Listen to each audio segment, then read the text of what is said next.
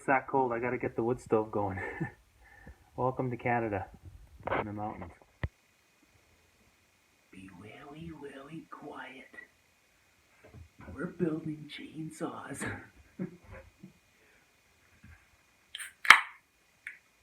Last one for tonight. It's like almost 2:30 a.m. But a buddy called me there, and I was just getting into the chainsaw thing, and well, you know, it didn't happen. So we're gonna keep on working. I'm not ready to go to bed yet. Had a few drinks, you know, 1 or 10, but they're just tame drinks, so we should be able to put this saw together the right way. So let me give you an update on what we did here. So where do I begin? I super glued my my cap by accident onto the tank. I had to use my channel lock to get it off of there. Don't do that.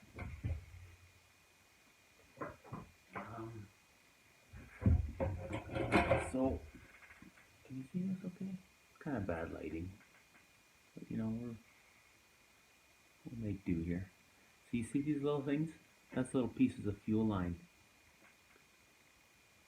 So I put the tin foil on. You guys are probably laughing at me, thinking I'm crazy, but I think it's going to keep the heat off the tank, because like the engine, it butts up right against this fuel tank. The heat has pretty much nowhere to go. So I don't know. I just think it's better to have the fuel cooler for consistent running and stuff. But so I already put the tin foil on, and the engine, like the crankcase, fits right up tight there. Okay, so I put those on there to create an air gap, and I'm gonna put one other piece of tin foil on there. Like, these saws need all the help they can get. So we'll see. It's just for fun. We'll see if it makes a difference. If it doesn't, well, then the next guy that pulls the saw apart can just say, "What the heck is that?" he won't know what's going on. But it's worked on quads pretty good, so we'll see how it works here. I just want the thing to start and run good when it's hot. I don't want to pull it like 6 times. And yeah, so I just put the little pieces of fuel line there, just to create that air gap, give it another little bit of a shielding.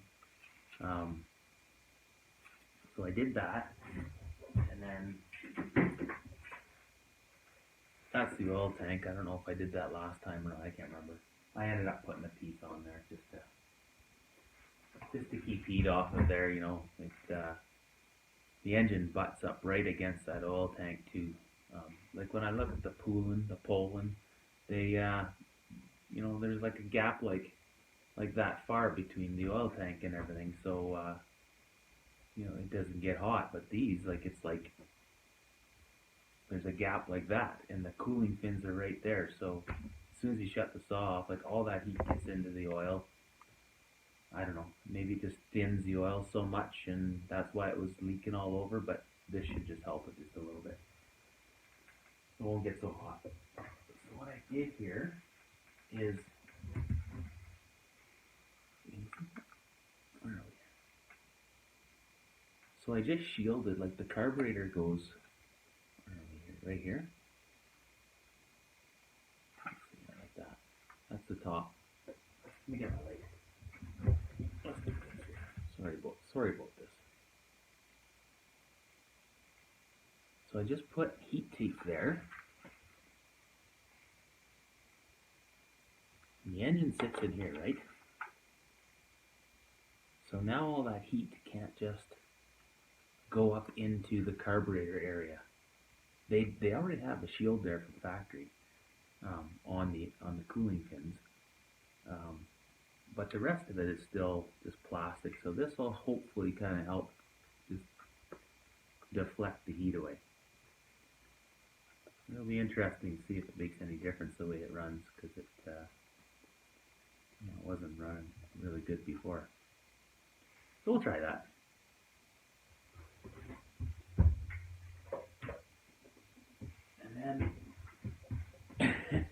aluminum foil.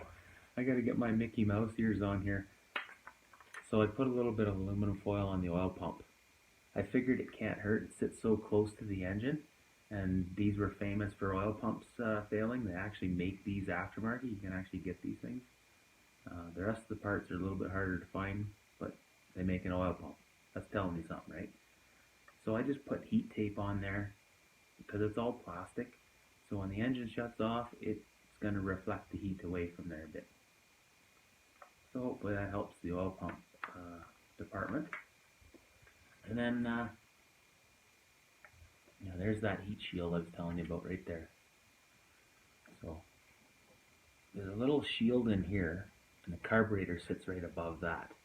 So I just took it a step further, and I shielded it all, like it's all got aluminum foil. So the heat kind of hits the aluminum foil now, and just kind of, hopefully, kind of reflect off. But it's so closed in there, like there's nowhere for the heat to go. Like, wow, I guess it can still kind of come out here, but it just doesn't allow it to get out. And I noticed on those Poolins, when I opened up that top cover mod, that was a huge, they just start good now. You know, it can be hot, doesn't matter. It can work the heck out of those saws. Cut. Big, big wood for a little saw like that. Shut them off for 5 minutes before. I used to have to hold them wide open and pull them like 6-7 times, and then they'd fire. Now, you hold it wide open. It usually fires on the first or second pull max. After I opened up the covers and just let the heat get out. Before it couldn't get out, so it just stays in there, right? So, I don't know. We're just trying to make these little homeowner saws a little bit better. Not everybody can afford, a big $400, $500, or $600 saw, so, yeah, might help them out. So we got that. What else was I going to say there? What else did I do? What else did we do? Let me take this out of here. I should have added tin foil right on the right-hand side of the saw there, above the exhaust. I think that would help keep even more heat off of it. Yeah, so that's just what it looks like there.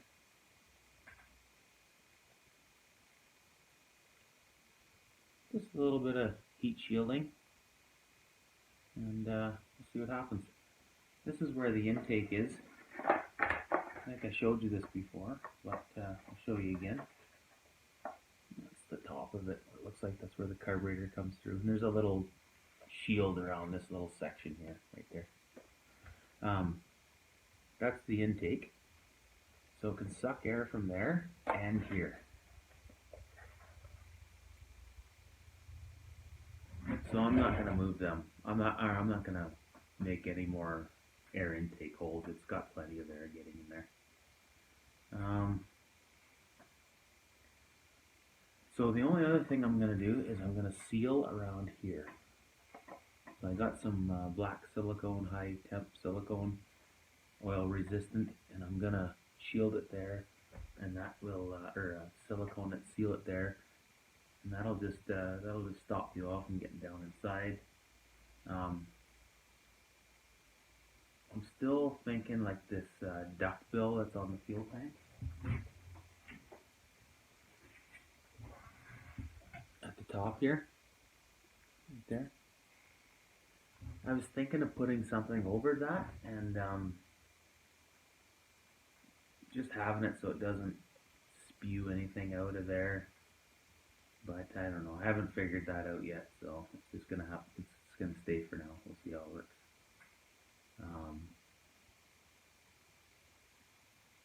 But other than that, it's going to.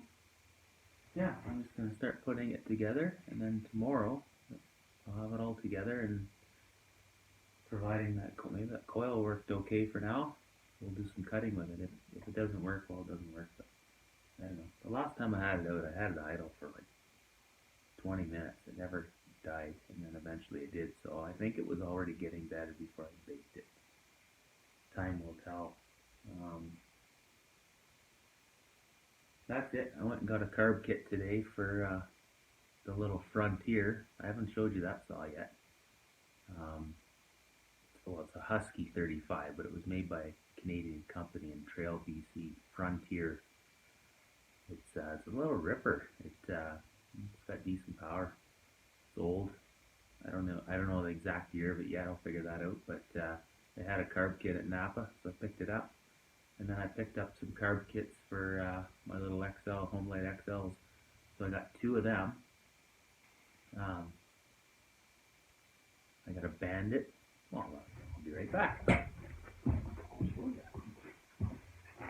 just show you here, folks. You already seen the one. Actually, yeah, I had the video of the other one, of the Frontier. You might have seen that. But anyway, this is a cool little saw. And it's in really nice shape. Homelight Bandit. It's 26 cc's, I think. Reed valve, you know, a little oiler here. Adjustable oiler, I think that's what that is. This one runs on spray, but so it needs a carb kit and lines, whatever. I got all new stuff for it, but it's in really, really nice shape. I don't know what I'm going to do with it. So I'm going to keep this one just because it's so nice. You know, it's not completely mint, but definitely in good shape. And then this one,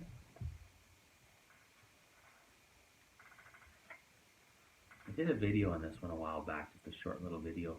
A friend of mine gave this to me. He said he cut a pile of wood with this thing. He'd show up at the log deck or like wherever they get their firewood from or whatever. He'd get there and he said there'd be other people around cutting. They had these pretty big saws and he'd show up with this thing and they're always laughing at him, but he said it worked really good for the size of it. So yeah, it's the same thing. I think 26 cc's. So I might port this one. We'll see. I don't know. I got a couple other ones I'm doing. The XL1 I got a port next. I'm just waiting for crank seals and the ring to come in for it. And then I'm gonna mess with that. So we'll just do one at a time. But I'd like to port one of these. I've got 2 of these. I've got another XL, and then this one. The other one has a longer bar on it, but this one's not as in nice a shape. Well, actually, the piston looked like new in there. It looks really good. Just the body isn't as nice on it as that one. So I'll probably sell the other one and keep this one. It's got the little banana bar, whatever they call that. Yeah, cool little saws. And then I got the Frontier. I didn't really want to keep that one when I got it, and now I'm thinking I'm going to keep it. It feels like it's got good power. So we'll see. It's just a little 30 cc or whatever they are, 32. I don't even know what it is, but anyhow. Well, that's it for tonight. So you guys go to bed now. It's 2:30, almost 2:45.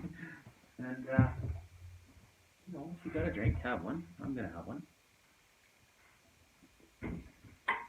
They're just little tame little drinks. I think I just drank 12 of them, and yeah, I can't even tell I had alcohol. But we'll put this together, and then hopefully tomorrow we'll be out in the bush cutting with them. Stay tuned. Oh, and have you guys tried this stuff? This seafoam? Oh, try this. It's good stuff.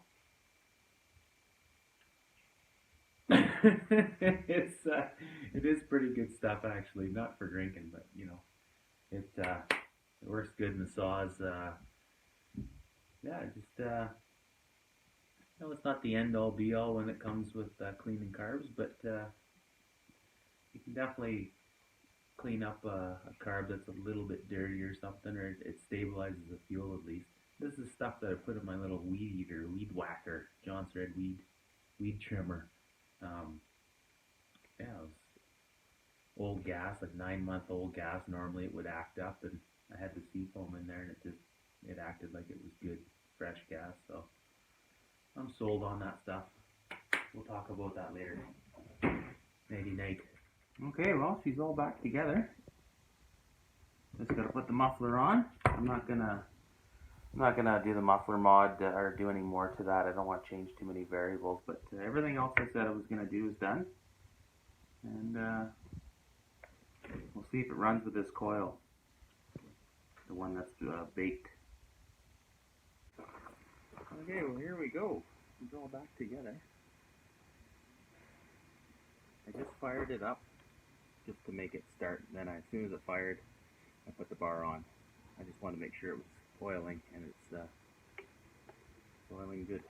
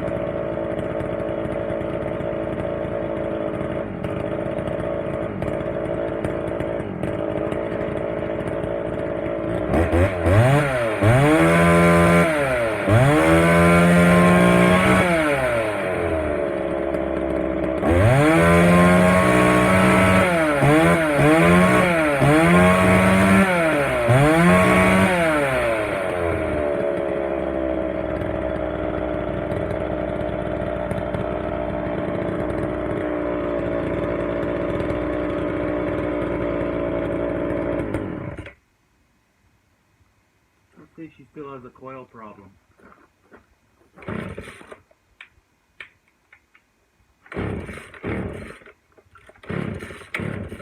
Yep. Okay, we'll get a new coil for it. Okay, so it died on me. I took the spark plug out and I lowered the gap. I'll have to measure it, but I'm pretty sure it's a lot lower than stock. It fired right up, and it still has been running and still going, so it must be for sure be a weak coil, but that might be a little trick to get you going on your saw, is just lower the gap, and you got a kind of a bad coil issue. Anyway, I worked it pretty hard for a while. I cut with it, and when I take the tank off, or the cap off for the fuel, can you see that? It doesn't pressure up like it did before, so that's cool. Maybe my little tin foil job is working. So we'll keep playing with it. Well, I'm going to try to get this on video with this camera. I can't see what I'm recording, but anyway, I'm just going to go and just going to do some cutting with this little McCulloch and McCulloch. Poland. Anyhow, yeah, it's just a good little spot up here across the creek. Some bigger wood that we can cut. The very first year I got Chevelle, my dog, we were living out of my motorhome, so I didn't have any running water in that thing, and no place to shower. So actually, this was one of my little watering holes.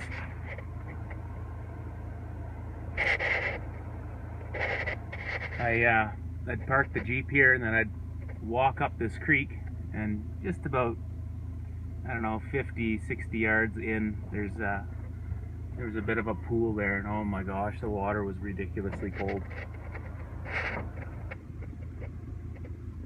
Anyway, let's go do some cutting.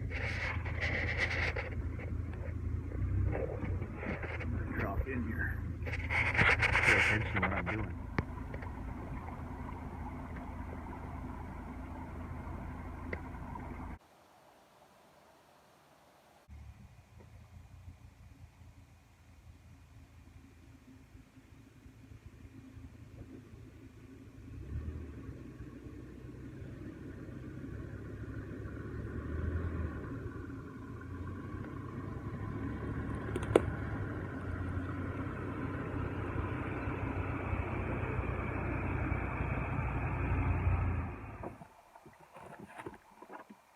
Came with a nice little case.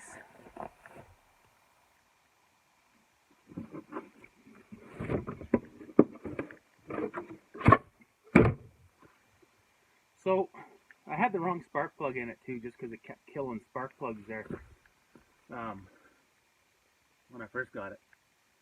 So I got the gap is at 22 thousandths of an inch. It's supposed to be 25 on these, but I have to wait till the new coil comes in. Unless this coil's kind of healing itself now, but we'll see if it fires up. I did bake it, so it might have, well, it certainly helped it a little bit, because it's running longer than it ever has. But we'll see if it runs with this new plug.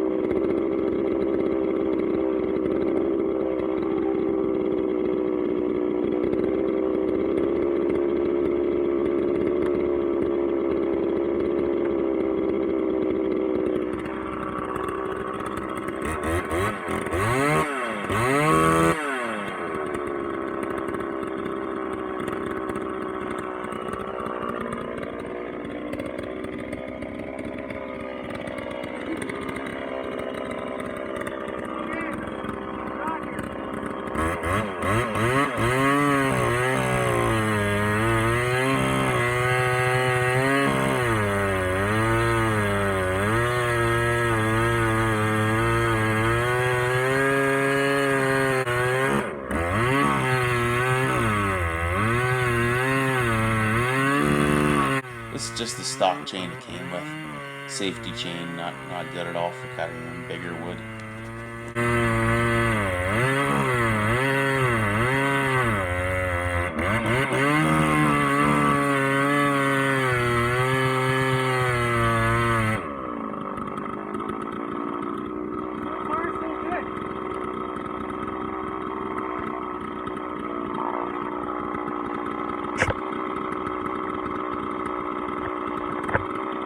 Tune it a bit here.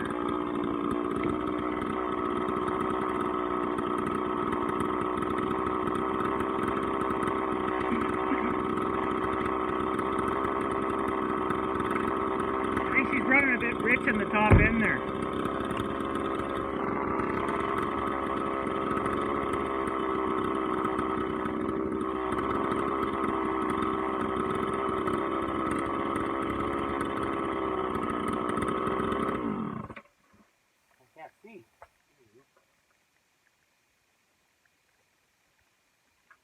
Don't have to move the screws much on these saws, they're really sensitive.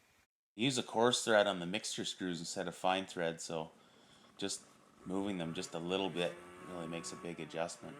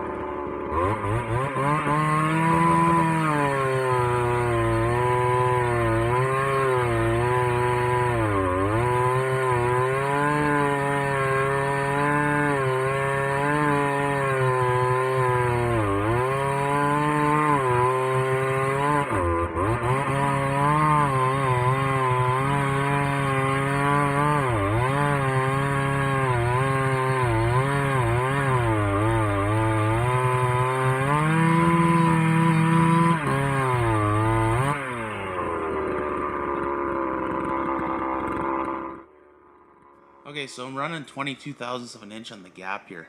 It's supposed to be 25 on the spark plug gap.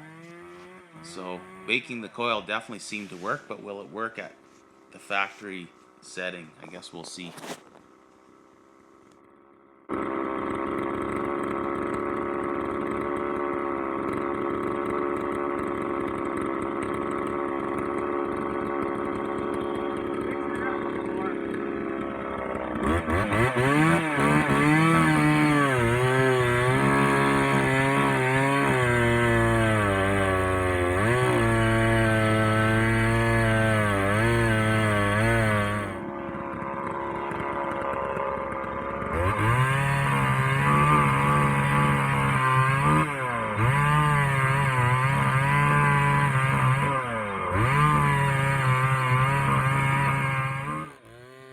Okay, so part 3 will be the final video. I'm going to play around with that spark plug gap, see if I can get it back to the stock setting. See if that coil did actually bring it back to its full potential. And then I'm going to open up the muffler a little more, do a bit more of a muffler mod there, possibly even relocate it so it doesn't stir the sawdust around, because I think that's what's happening, is it's stirring up the dry sawdust when it's close, when you're cutting closer to the ground, and then sucking it into the by the recoil cover there, by the fan, and then fills the saw up with sawdust. And then I'm also actually going to open up that intake a little more and just see if it adds just a little more snap to it. But we'll be doing these things all one at a time there, so stay tuned for part 3.